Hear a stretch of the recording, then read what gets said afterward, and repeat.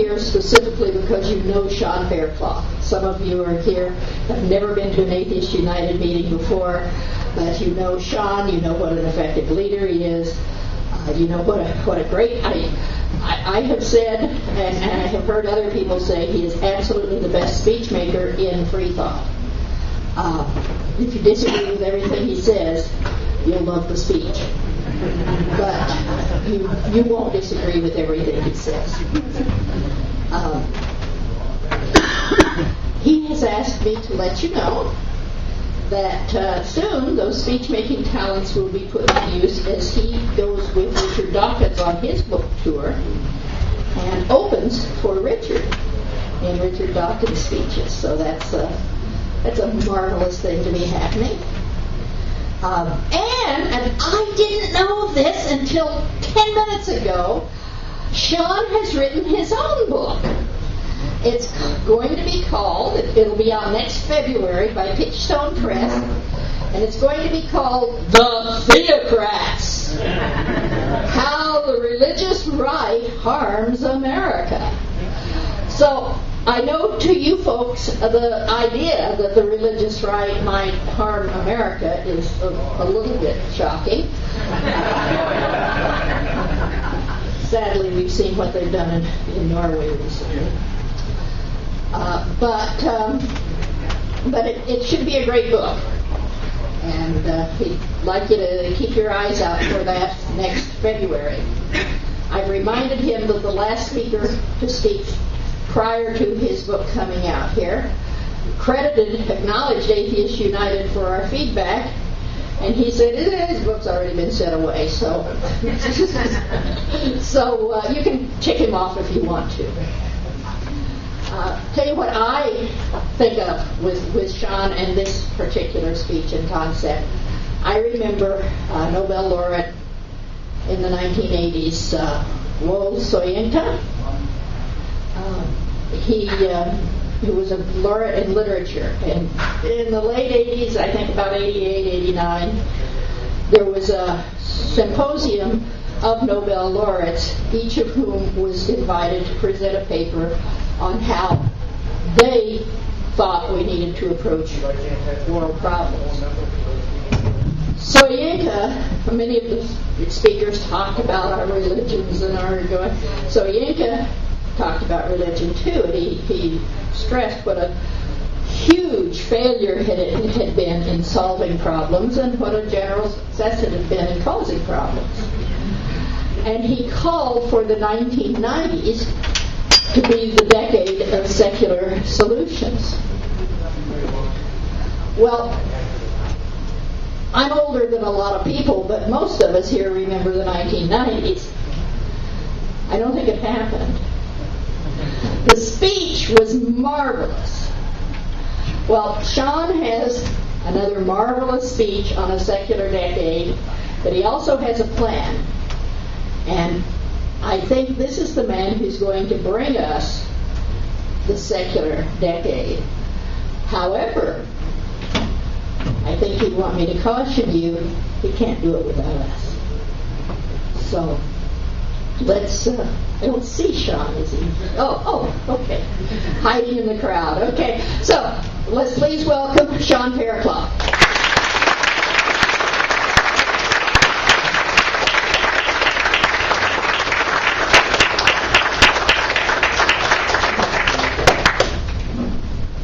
Make sure Bobby makes it through all those wires and everything. Sorry I can't get the in time. And Bobby's modest in that Bobby for a long time served on the board of Secular Coalition for America as vice president and really was one of the great founding leaders of the Secular Coalition for America. So I think we should give Bobby a round of applause.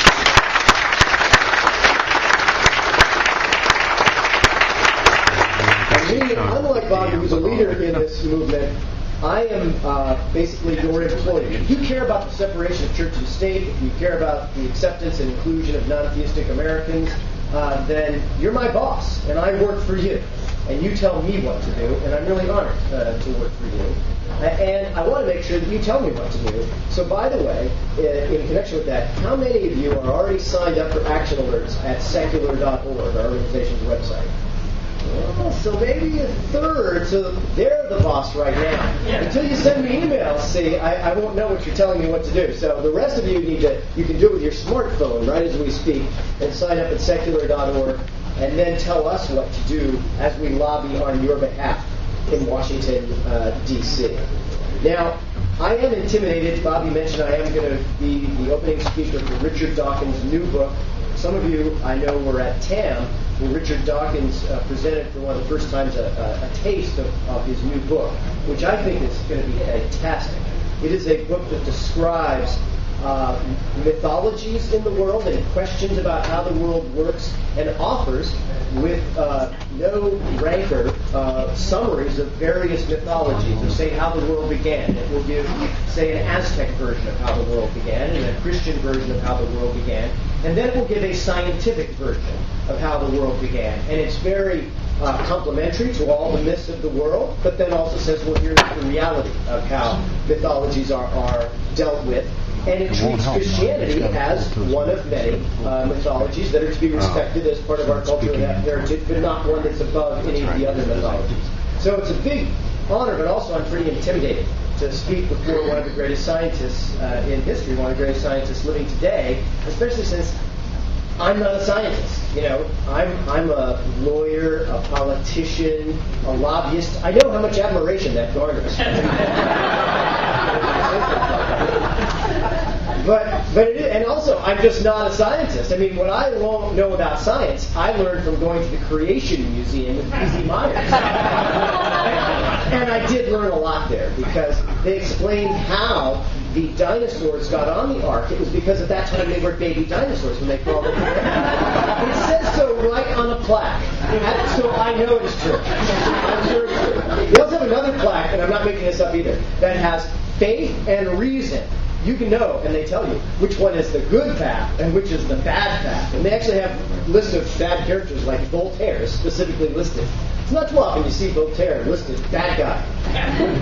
There he is at the Creation Museum on the bad list. So that's what I know about science, is the Creation Museum education that I get. And I'm a small town person. I represented Bangor, Maine in the legislature for 10 years in politics. And so, coming from a little small town, I have a lot to learn. I mean, my most famous constituent, of course, was Stephen King. And some people think that Stephen King is kind of scary because he writes about demons. But then I went down to Louisiana, where they have Governor Bobby Jindal, who said specifically he believes in the existence of demons. Now, which do you find more scary? I know this guy's just writing stories in my town. You know, he knows it too. So that's what you have to do. And then also, speaking of Louisiana, they have Senator Vitter. Some of you may remember Senator Vitter. He's the one who will lecture you about your sex life while he's having sex with prostitutes in Louisiana. See him everywhere else. And me, I'm a libertarian about sex. Whatever you want to do, it's your business. But something about the hypocrisy of that does get under my skin just a little bit. And he is one of the 535 people who make decisions for 300 million Americans, after having been found to have engaged in services of prostitutes, and not the legal ones in those counties in Nevada, illegal activities. He continues to hold public office and lecture us from a fundamentalist perspective. We also have Representative John Shimkus. You may not have heard of Representative Shimkus, but he is also one of the 535 people who make decisions for 300 million Americans. Representative Shimkus is also a chair of a committee now when the new Congress came in. He's a chair of a committee. And on the public record, in an official hearing of a committee of the United States Congress, he said we didn't need to worry about the seas rising from that global warming thing, because it says in the Bible, one fled, Noah's fled, and God promised no more. So there, case closed. It's on the record, so we know that also to be true. So I've got a lot to write about in my book, Attacking the Theocrats. I'll tell you, I've got a lot to catalog about the concerns we have in this country.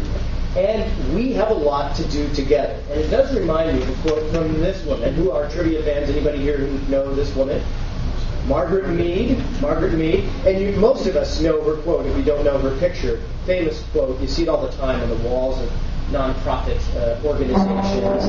It says, "Never doubt that a small group of committed people can change the world.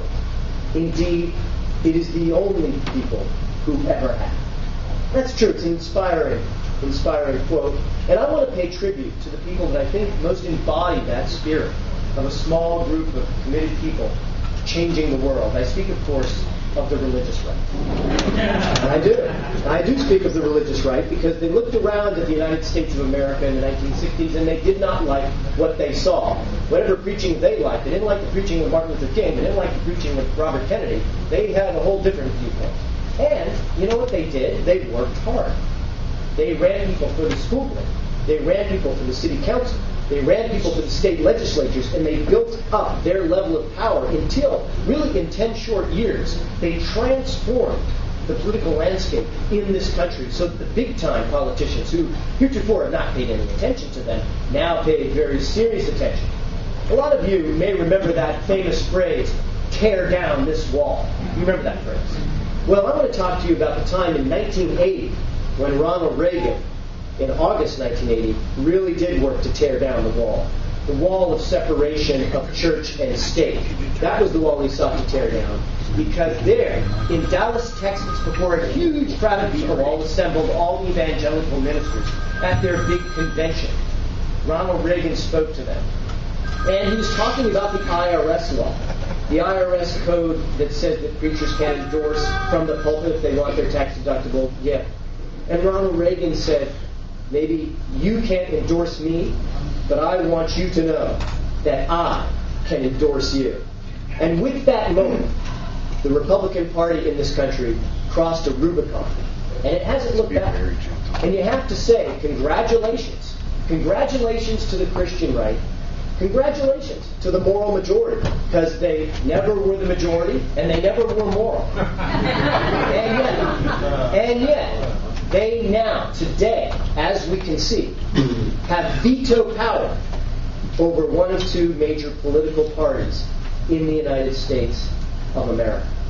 But we at Secular Coalition for America, we have a modest plan to take over the United States. Are any of you with us?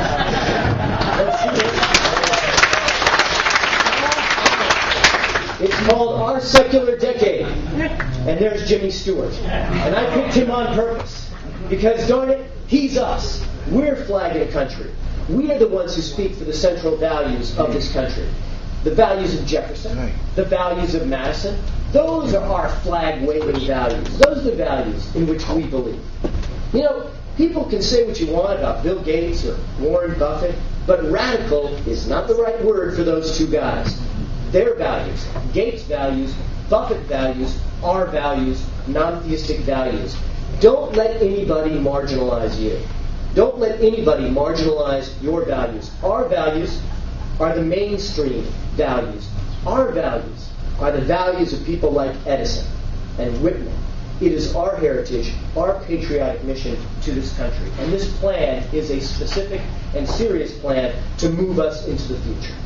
And what I want to talk about is how we're going to do it. And I'm going to tell you the first step in our plan is simple. We are going to increase our advocacy on public policy issues. That is what's going to drive our strategy to change this country. But issues couched as stories, successful advocacy isn't so much about statistics or statute books. It's about telling stories.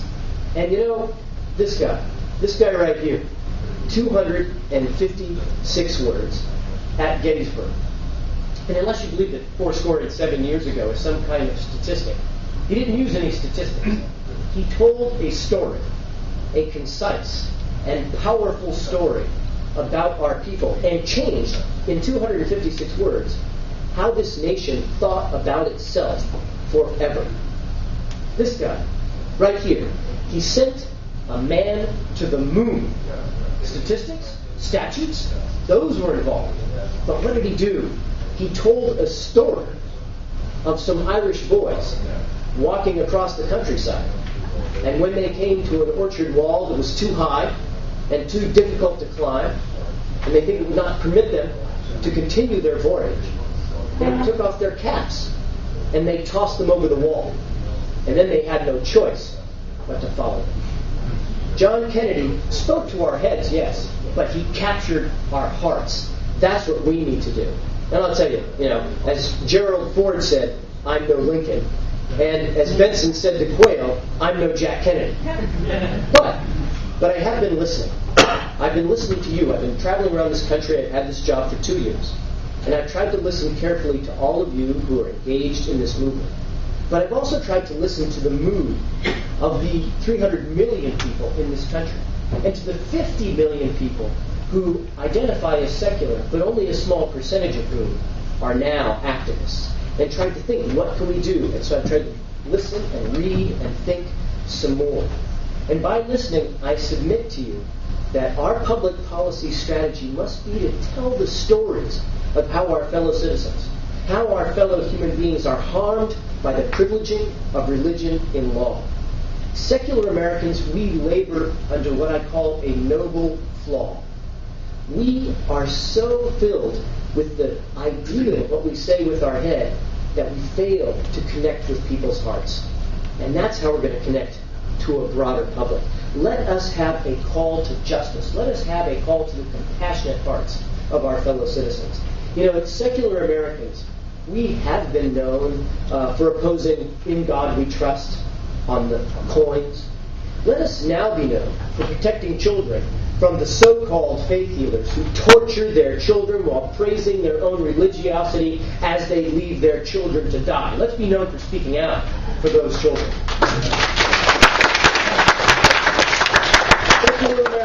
Secular Americans have been known for opposing a manger in the town square on public land. Now we must also be known for stopping the fundamentalists from denying condoms and scientific sex education to people in this vulnerable sector. Secular Americans have been known for opposing the unconstitutional National Day of Prayer. But now we must also be known for opposing the theocratic legal concept that religious schools, because they are religious schools, have greater leeway to punish children physically than do non-religious schools. Let's stand up for those children. They have human rights. Secular Americans have been known for opposing under God in the pledge. Now we must also be known for opposing the big con job pulled by mega ministers who live in palaces subsidized by special tax breaks that you pay for. Let's stand up for that. Let's stand up for the tax breaks. In the past, secular Americans have opposed a cross on public land as we should. But now we must also be known for opposing textbooks that tell lies to our children with tax money. Let's stand up for those things. Secular Americans, we've been banging the drum of symbolism for decades. And let's face it, we do not have enough to show for it. Secular Americans, as a demographic, are a sleeping giant. And I think we can wake that demographic up. The suffering of our fellow human beings is the pathway to this. Explaining what is happening to real people is the pathway to doing this. So we've been shaking our fist at a slapped-together manger with a plastic baby Jesus in the town square at Christmas time. And that's fine. It's wrong. I agree. Those symbolic issues, sure, they are meaningful, and they do violate Madison's Constitution. But if secular Americans are to reach out to the 50 million secular Americans already out there, to reach out to the broader 300 million Americans, we have to explain those human stories and the human harm that results from religious privileging in law. That's what I'm going to be talking about when I open up for Richard Dawkins. That's what I'm going to be talking about in this book. I'm going to be saying that our values are moral values most deeply, and that is what we stand for. We will build our strategy of growth in this movement on that foundation. Next, in this human strategies, how will we get it done immediately? We right now, since I took this job, we started with 8 issues on our website. Now we're up to 14 issues on our website. We're going to have, by the end of 2013, 30 issues on our website. And those are for you, so that you can talk to your neighbors and your friends and explain the issues. You'll have videos on our website that you can use to post on your Facebook page. We're going to tell more issues. We're going to tell them in a more human way. And maybe when you talk to your friends and you say, what about issue number 7, or 18, or 24, or 28? And maybe one or some of those don't convince them, but cumulatively, they will see the pervasiveness of the problem of religious privileging in law that sometimes even we who are activist secular Americans don't recognize. So that's what we are going to get done for you, is to provide those stories in an easy form. Next, we are increasing our lobbying on your behalf. We are increasing our lobbying in 2011 by 10% over our lobbying hours in 2010. And it is my goal that we hire another full-time lobbyist in the next couple of years, and that we have multiple full-time lobbyists working for you by the year 2020. And if you don't think we should be doing that, go look at how many lobbyists the religious right has. We have to act together to get this done. It is critically important that we do.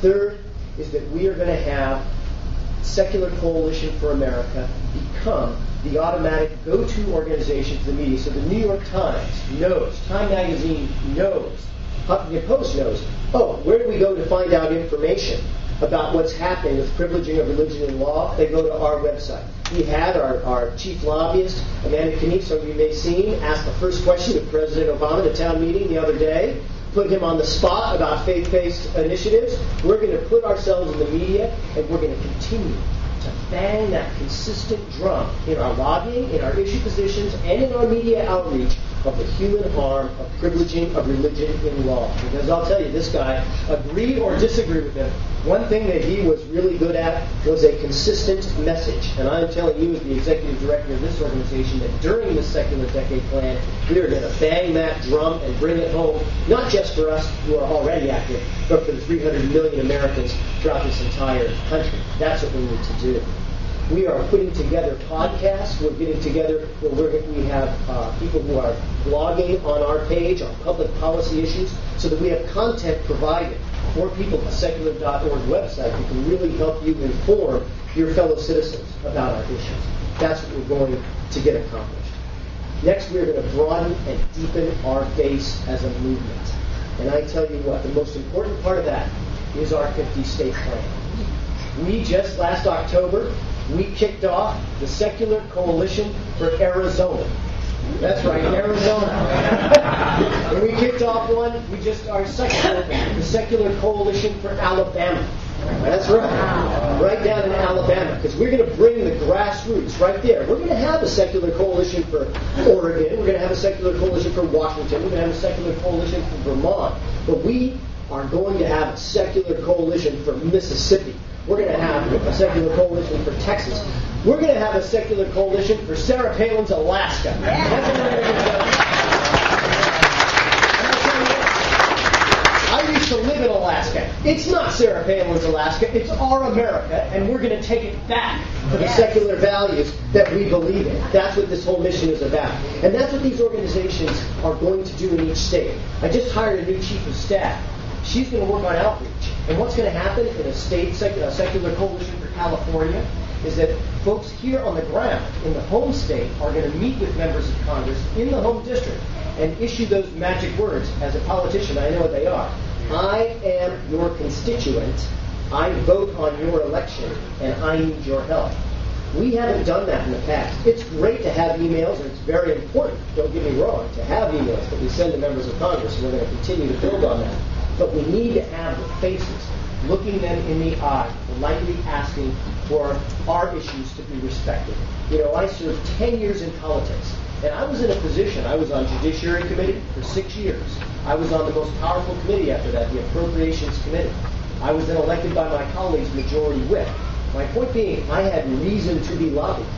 And to their credit, the religious right did lobby me. They did lobby me. But in 10 years, not one time did someone say, I'm a secular American, I'm a member of one of our 10-member organizations, I want you to stand for our issue.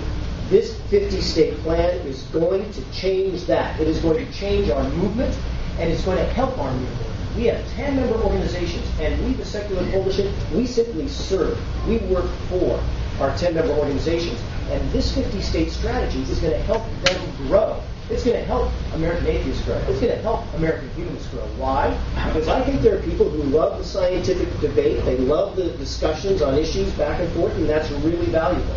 But I think there's others out there who say, I want to get involved in social action and social change, and we're going to dangle this out there, and I think it's going to help you draw more people to your local community organizations. So it's about the political action in Washington, D.C. and the policy action in Washington, D.C., but it is also about growing our community in California, in Washington State, Maine, and Florida. That's what I think this 50-state plan can help us do. Next is broadening and deepening our base in social networking. Because there is no question about it. I don't need to convince you folks about this. But this transformational historic change is one that we need to capitalize upon more. So in addition to our blogging, we are going to work toward a situation where we have 100,000 unique contacts of people we can talk to. Because that's what's so important when lobbying in Washington, D.C. We can give the most logical, well-reasoned statement of position to a senator or a congressman. But what matters to them most is two numbers. How many dollars and how many people. And if those politicians don't see dollars and people, thank you very much for coming. I appreciate you being here today. We need to change how we are perceived by increasing our clout as a movement, and that's what we're going to get done. We're moving into Facebook ads. We're moving into much more social networking to back up our infrastructure as a movement and to get that done. Next is we're doing outreach to the unconverted. And this is critically important. This is a picture of me speaking at TAM last year. I just spoke at TAM a week or two ago at the amazing meeting in Las Vegas every year, a group of skeptics. And when I was invited first in 2010 to come to that meeting, I said, well, I don't know. Skeptics. That's not the same as non-theists. We're not sure you should even be. But when we went through specifics, when we started talking about children in child cares and religious child cares that are subject to essentially no laws in the state of Alabama and where children died in those situations, when we talked about faith-healing homes where children are gasping for air because they're not being treated for type 1 diabetes, children who are vomiting up fecal matter, children with festering wounds on their eyes that go untreated and are horrible, horrible, agonizing pain, those skeptics weren't so skeptical anymore. And they were saying, let's get involved and help change this. Let's outreach to a broad bunch of communities. So I say, let's not just speak to the converted anymore. I'm going to get out and I'm going to speak to the gay community because so much opposition to equal rights for gay people is on that basis. We're going to go out and we're going to speak to people who are in the African American community, in the Latino community. We are going to speak to folks in the libertarian community, in the women's rights community, because we have common cause. And we're going to get those issues before them, and we are going to help grow this movement. Next, Nontheist Electioneering. The folks who I talk to a lot of times in our movement, they'll say, I'm so mad because those preachers will endorse people from the pulpit. And if they do that, that is a violation, and they should be in trouble for doing that. But I'm much more worried about what the religious right does that is perfectly legal. They create organizations perfectly legally that involve themselves in lobbying, that involve themselves in political action and campaign contributions to the tune of millions upon millions of dollars. And we need to smell the coffee. If we as a movement are going to change this country and achieve the clear vision of America that I'm talking about by the year 2020, we need to step up to the plate financially and make a difference politically. And we're going to organize an electioneering plan and get deeply involved, particularly in the 2014 election and beyond, so we have a savvy plan ready to move forward. Next, this is the 10 by 20 plan. That's our founding board president, Herb Silverman, without the tie, shaking hands with the only openly non-theistic member of Congress, Pete Stark from Northern California. He's our one and only openly non-theistic member of the United States Congress. We're going to have 10 open non-theistic members of Congress by the year 2020. We're going to get it done. How are we going to get it done? I'm going to tell you two ways. One, we know about 25 members of Congress right now, only one of whom, Pete Stark, is open about his non-theism. And I'm telling you that there are districts. There's some in San Francisco, there's some in Seattle. I'm not saying who, I'm not talking about who is where. I'm just talking about the demographics of districts. There are places, Vermont, elsewhere, where it is perfectly acceptable and you can win an election being openly non-theist. And so we're going to talk with people, not in any outing kind of way, but in a collaborative, thoughtful way about how they could do something very important civically to say who they are and to help change this country as an incumbent in a district where it might be safe to do so. I'd be the first to say that if you happen to be a non-theist in East Texas, that you might want to keep that to yourself. And I understand, I'm a politician, I'm not out to hurt politicians just to hurt them. What I want to see is, can we make progress? And I think there are politicians who can help us and safely do so. Part two of that is this. This woman is former State Representative Kirsten Sinema. State Representative Kirsten Sinema was named by Time magazine as one of the 40 under 40, one of the up-and-coming leaders under the age of 40 in the United States. State Representative Kirsten Sinema is now former State Representative Kirsten Sinema because she's now State Senator Kirsten Sinema from the Phoenix area in Arizona. She came and spoke at our kickoff of Secular Coalition for Arizona. And she's young enough, she's charismatic enough, she's dynamic enough, where we don't know how far or how high she could go. We're going to help these new people. We're going to cultivate these candidates. We're going to help them out financially with separate organizations. We're going to get there so that non-theism is mainstream in American political life as well. That's something we're going to get done. Next, we are strengthening the bonds within this coalition. And there are some points that we work on as a board. I won't take too much time with them except to say something more broad. There's something that's been going on in our movement, and there's an ancient history to it to some degree. A little bit of the circular firing squad, if you will, within our movement. And I think it will show the great maturity of our movement when we watch ourselves and are careful ourselves. We are people who naturally disagree. That's good. I encourage it. We should all be not hesitant to disagree with each other within our movement if that is what we believe is true on the merits. However, my concern, especially today with the rise of blogs and podcasting, and it's so easy sometimes to say something really nasty with one click to 20,000 people.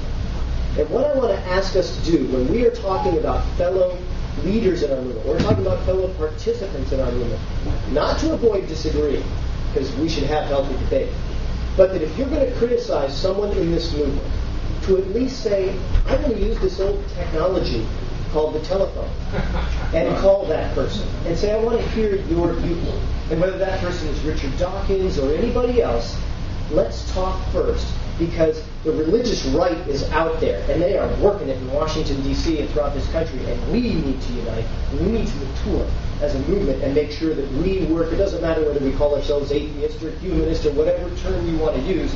I want us all to work together, as the name of our organization would imply, as a coalition. That is critically important for our success. Strategy 4, this is one of my favorite books, Pastorpreneur. You may not have heard of it. It has sold millions of copies. Millions within the community of evangelical and fundamentalist Christians. And I'll tell you what, as a politician in Bangor, Maine, I observed this directly. We do it the old-fashioned. It's not like California politics. You know, in Maine, literally, we're like postal workers. I knock on the door. Hi, will you vote for me? That's how it goes. And I knocked on every door in my district. So I knocked on Stephen King's door, and he said he'd vote for me, put out a sign, and gave me $1,000.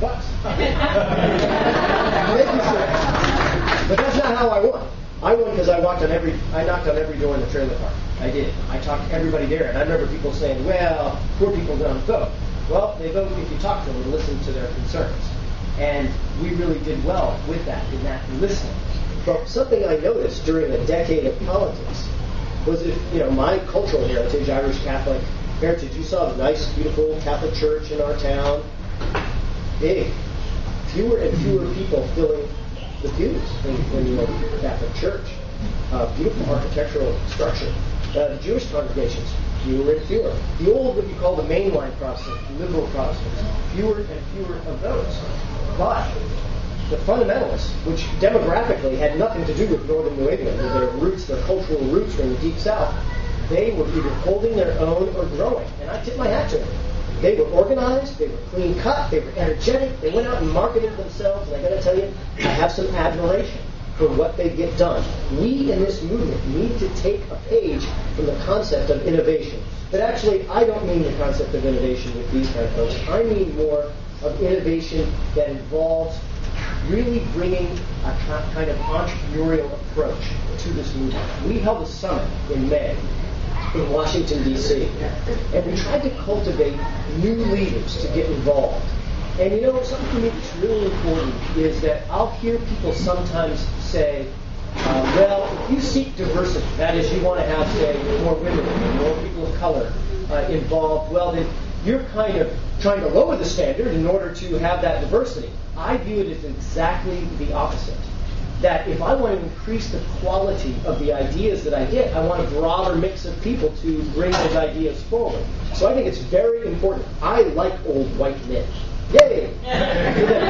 They've got a lot of good ideas. Bring them in. Bring them in. But I've heard this rumor that women are 50% of the American population. I don't know. I kind of look around. It seems like that might be the case.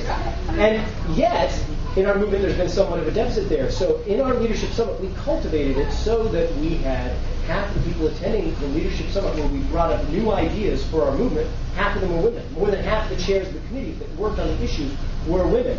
We brought in people of color, Latino Americans, not enough. African Americans, not enough. But we are moving in that direction. And I feel like the product, the ideas that we got from that diversity, far from bringing us down, raised us up in terms of what we are doing. And I encourage you with this because I want you to put me on the spot.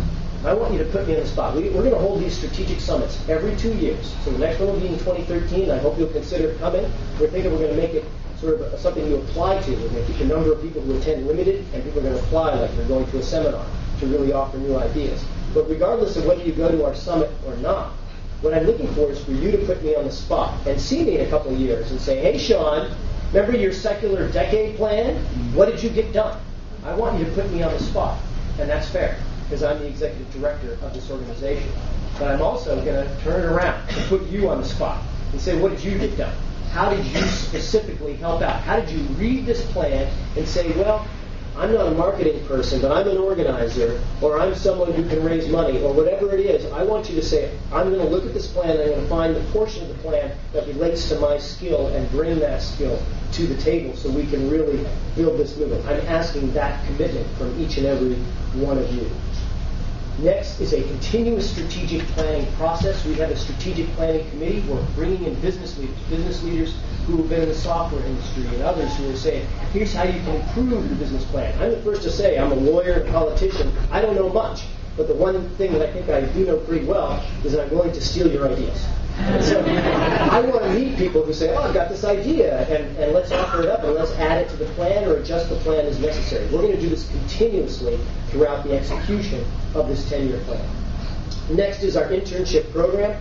In our office in D.C., we have our first intern, Kate Laskowitz, who's doing a fantastic job, and this is going to be really important for us. You know, I remember about 6 years ago, I was in a conversation with other politicians. These were politicians who wanted to see an African-American president someday, and I had friends say to me, that will not happen. And I said, well, I think if you get the right candidate, it might happen. And I heard Sally Quinn at our summit. Some of you may know who Sally Quinn. She's the wife of Bill Bradley. It was a very great honor to have her attend. Bill Bradley, who was the editor of the Washington Post during the Watergate era, and she's a famous columnist and sort of replaced Jackie Kennedy as the doyen of Georgetown. And she said to our group, yeah, there won't be an atheist president, not going to happen. And as much as I admire Sally Quinn, I think she's wrong. I think there's people in this room who are under 40. I want to recruit them to run. Hey, even if you sort of think you look like you're under 40, help you.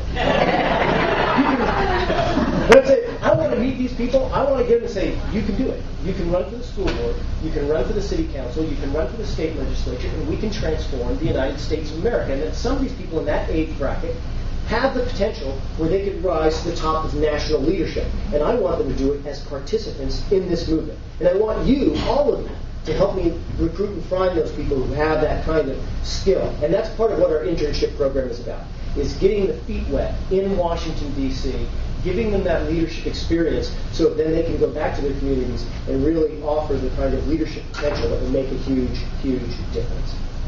We also want to broaden and deepen our financial base. I gave away my last business card. But I took the privilege as executive director to name the different groups that people give money to our organization for, the different society level names. And we named them after people in history that, frankly, that I really admire a lot. Thomas Paine, and it's on my business card. It says, "My religion is to do good." And that's our first gift level. Elizabeth Cady Stanton, right here pictured, she is a hero of mine. A lot of you may know her quote, where she said, "The Bible and the church have been the greatest stumbling blocks in the way of women's emancipation." She is a hero to me. She's a hero to the American people. And we raise her up by putting a society level in her name. And that's really the inspiration. People like Jefferson and Madison and Twain and Lenin. These are the examples. These are the best of what our species has to offer.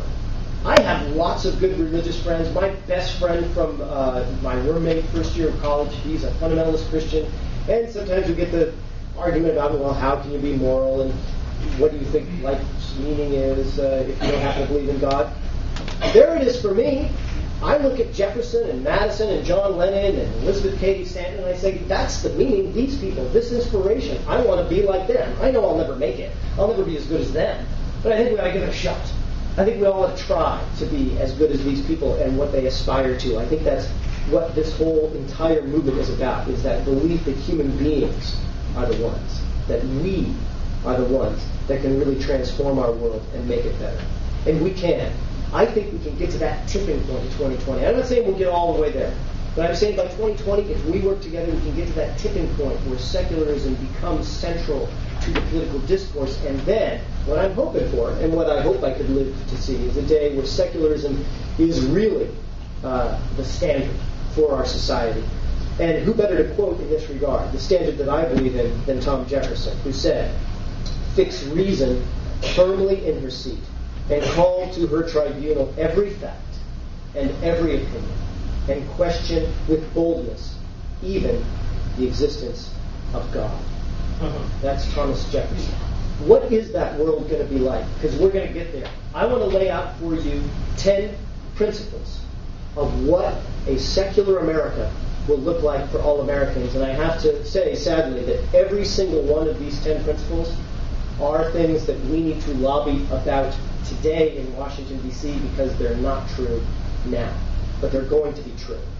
10 principles. Number 1, our military will serve all Americans, religious and non-religious, with no hint of bias and no fundamentalist extremism overshadowing our military decision-making at home or abroad. That's principle number 1.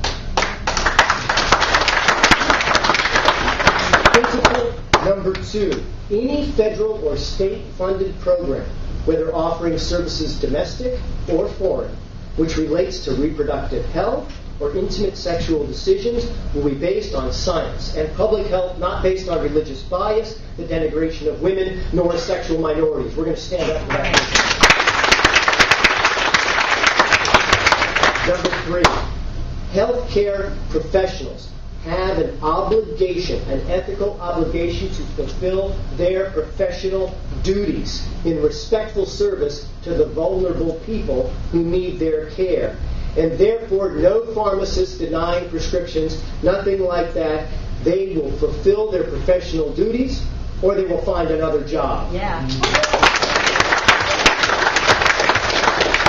Principle number 4, discrimination within our laws, whether they're environmental laws or land use planning laws or employment laws, shall not exist under American law. We will end those. Principle number 5, you know this one, marriage can be defined by any religion as that religion so chooses for ceremonies within their congregation. But government will never impose a religious bias on the statutory definition of marriage. That must end.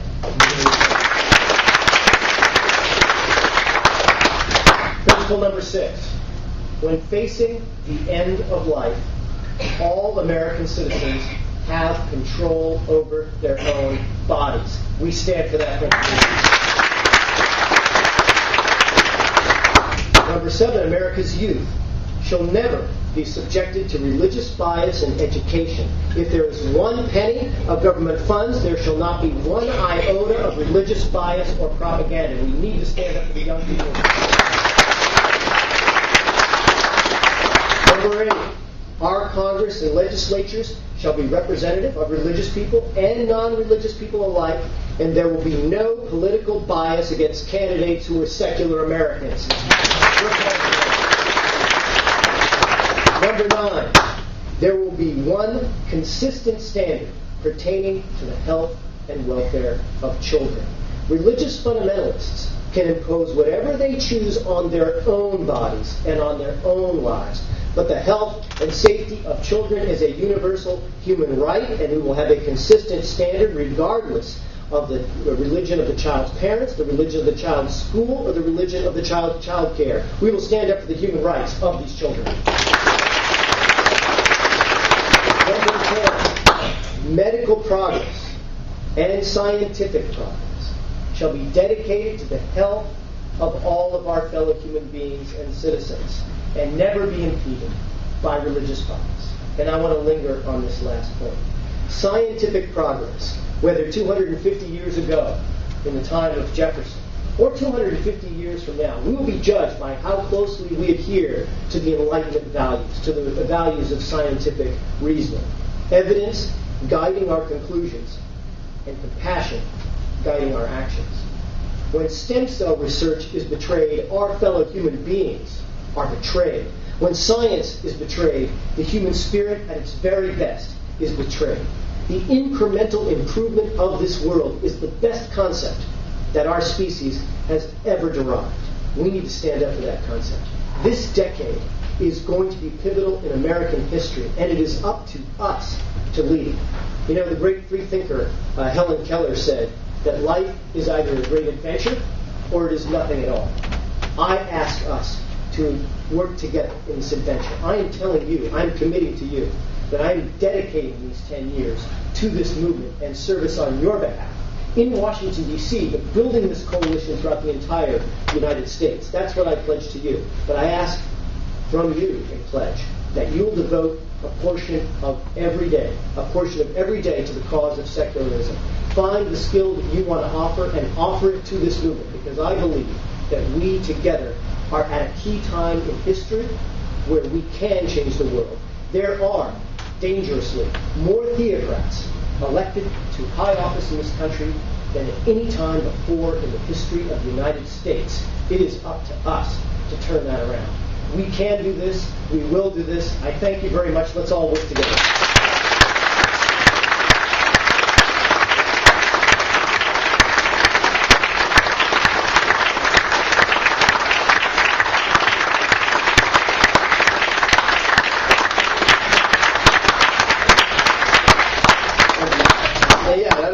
But I'm happy to answer questions if people want to do questions.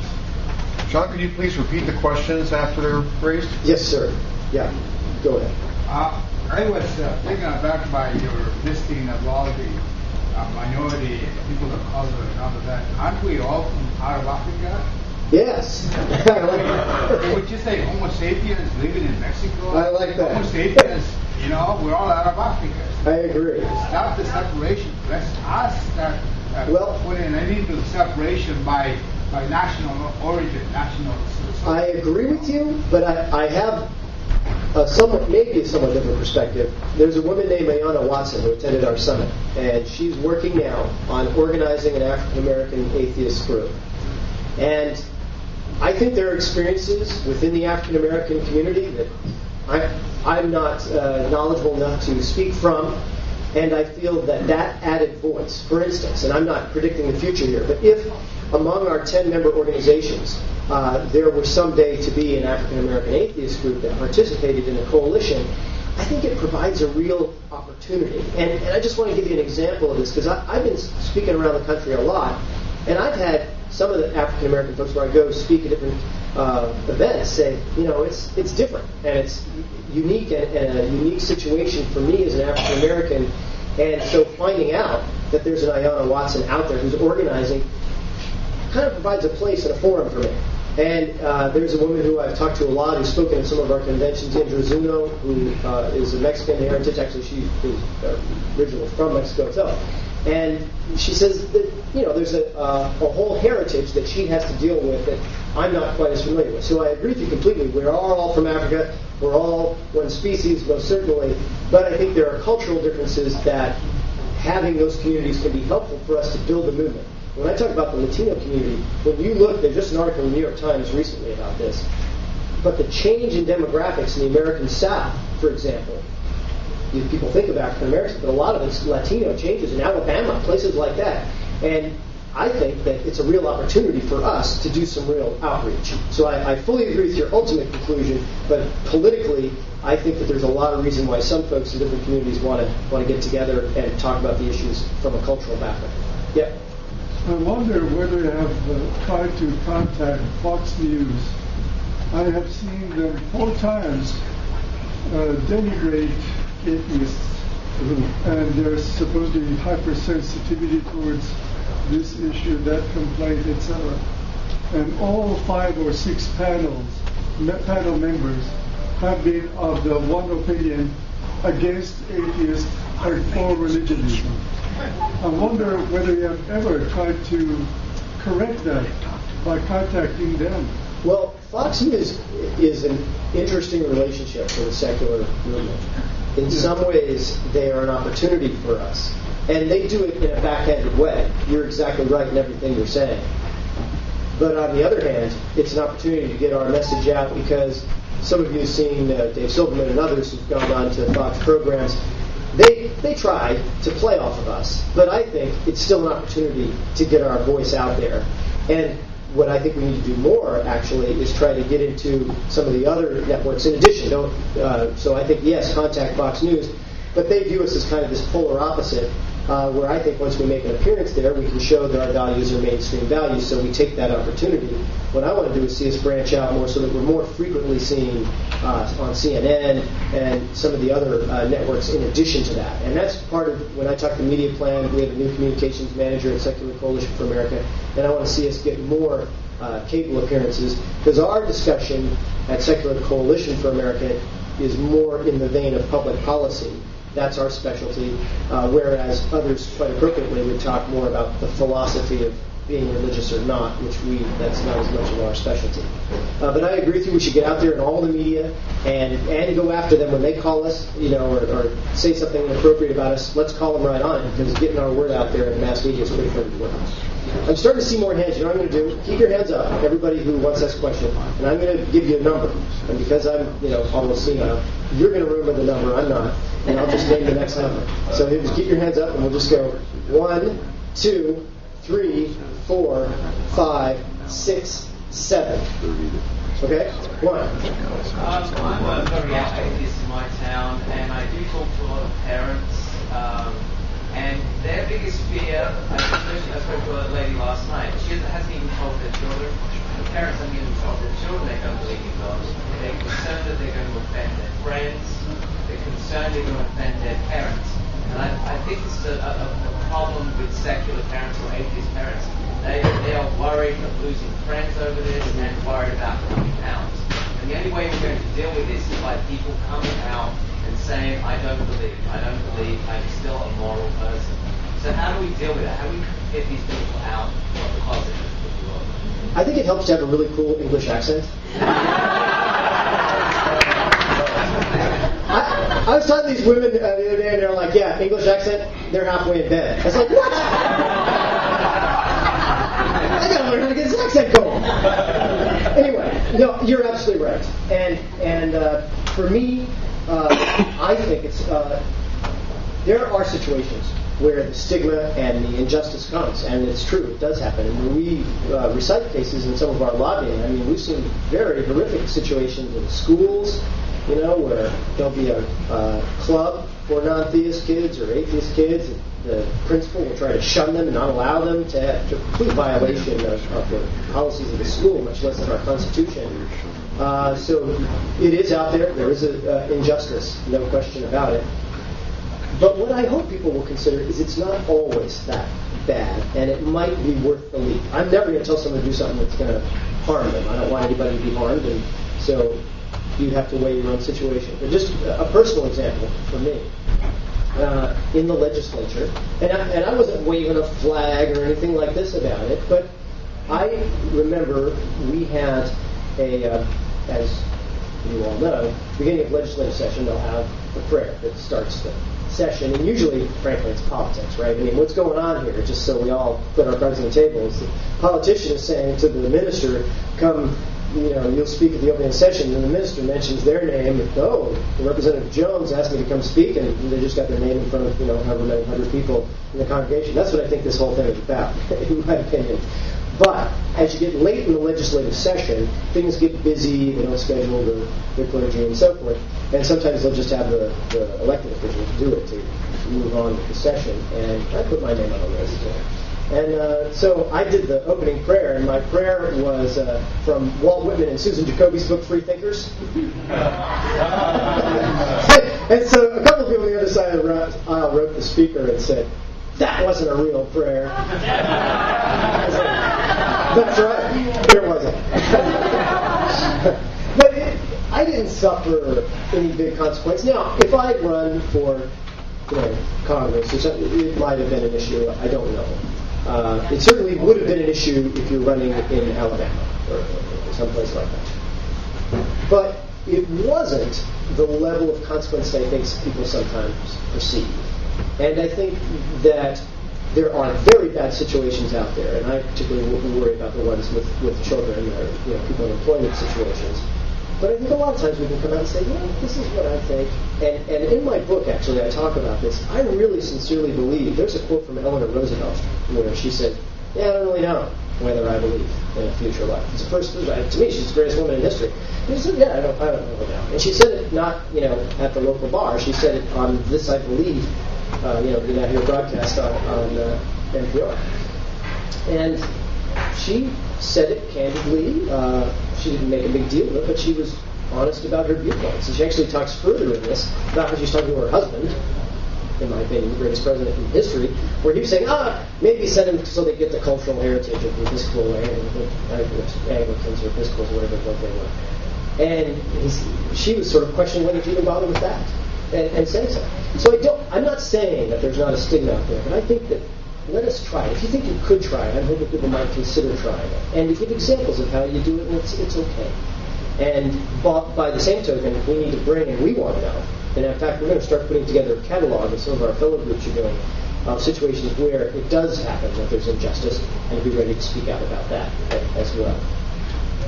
Yeah, number 2, right? We lost what next number? Number 3. I liked your plan, by the way. But my question is, one of my big concerns is hijacked elections.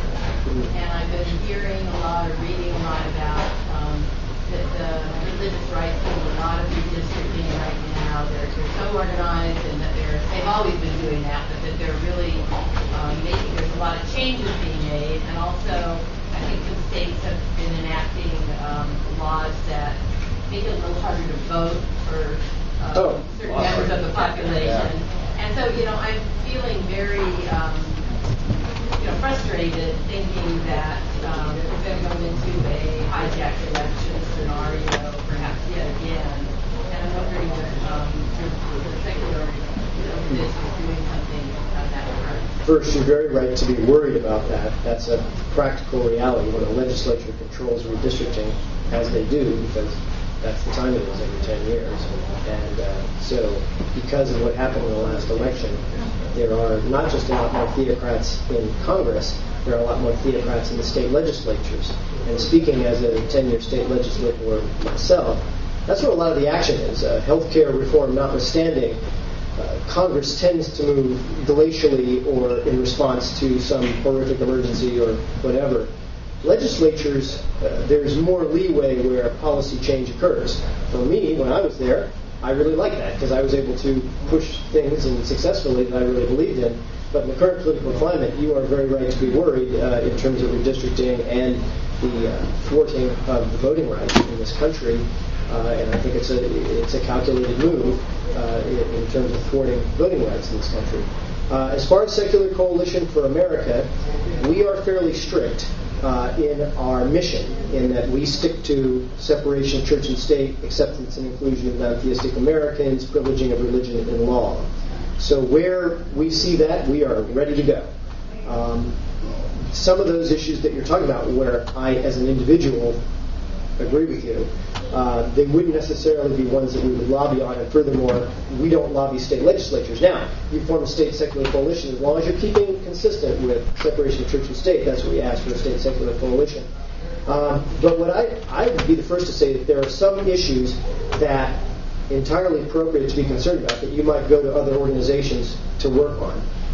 We probably would not get involved in that issue, both A, because we're federal, and B, because it's not strictly church-state as an issue. But here's what I would say that we need to do, because you're right. Not all of it, but a lot of it is driven by the religious right. And the biggest thing I think we can do as secular Americans is establish a strong counterbalance. And right now, we're not strong enough. And so building these coalitions throughout the entire United States, in some ways, will it affect this redistricting this year? No, I'm not going to tell you that. But if we could build a secular coalition for America with 50 state affiliates and have that at the ready in the year 2020 as we look at the next redistricting, then you start to change the country. I always think about the analogy to that, say you're an African American in 1945 or a gay person in 1972. I mean, you read the history of the 72 Democratic Convention. This is the Democratic Convention. It was like, oh, the perverts. That was the gay people. I mean, it was a marginalized, extreme situation. And what did they do? They didn't say, well, I'm going to change what happens in redistricting in 1973, because they aren't. But what they can do is build that movement and make that case. And that's what I think we need to do and haven't done yet. Number 3? Yes, that was number 3. Okay. Yes, first of all, I really, really liked your talk. A lot of it reminded me of an acceptance speech at a political convention. Oh, geez.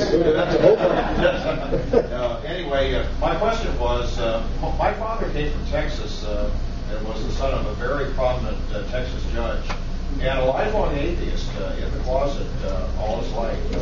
Yes, when you have gone down south, I suspect my father was not alone in this. That there are other closet atheists down south who are not necessarily part of the Bible Belt. Yes, and the question was about closeted atheists in the South. There are, but I would say more and more uncloseted. That there are strong chapters. I attended a convention of over 200-something people in Huntsville, Alabama. And that, I think, sort of illustrates a point. Because if you know the demographics of Alabama, Huntsville is different. It has the science and tech community because of the space program in Huntsville. And so there's a sort of a different culture in Huntsville than maybe some other parts of Alabama. And that's an opportunity for us. I mean, go to Austin, Texas. Austin, Texas isn't the same. There's a lot of other parts of Texas.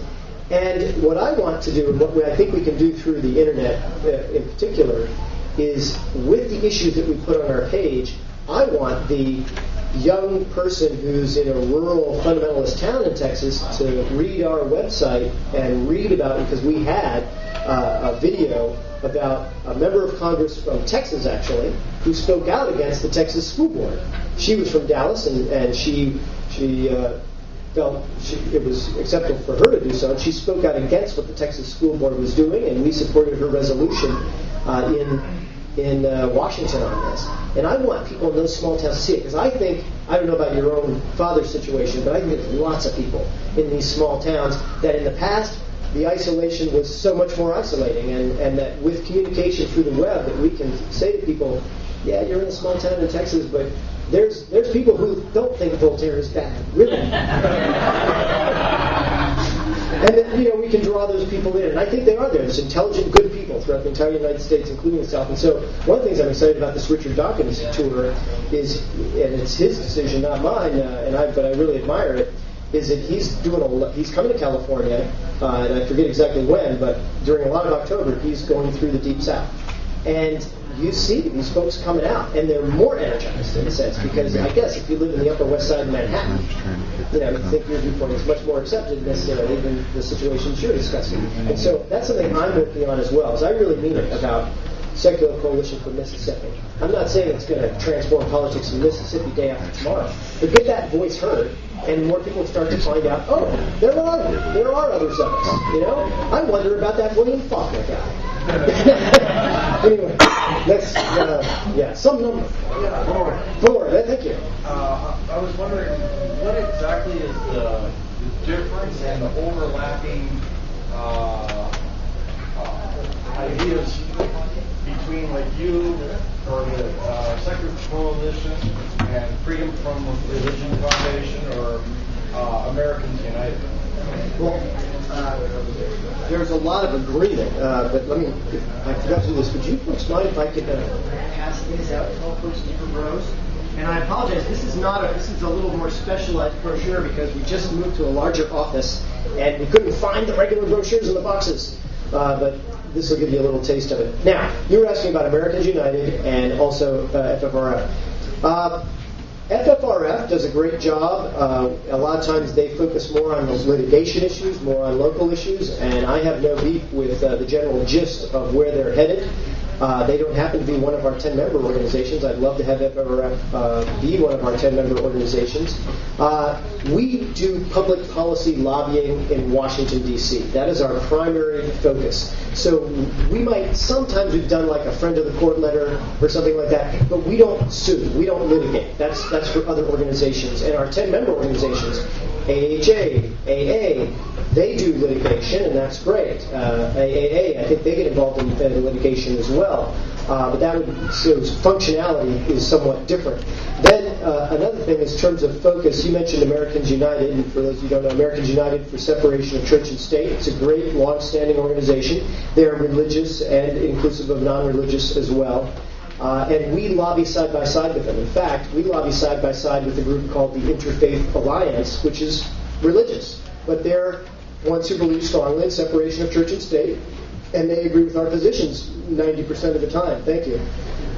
And what I would say that's a little distinctive, however, about us is we are the lobbying entity in Washington, D.C. that not only lobbies for separation of church and state, but we expressly lobby for the acceptance and inclusion of non-theists in American life. And that is a real issue.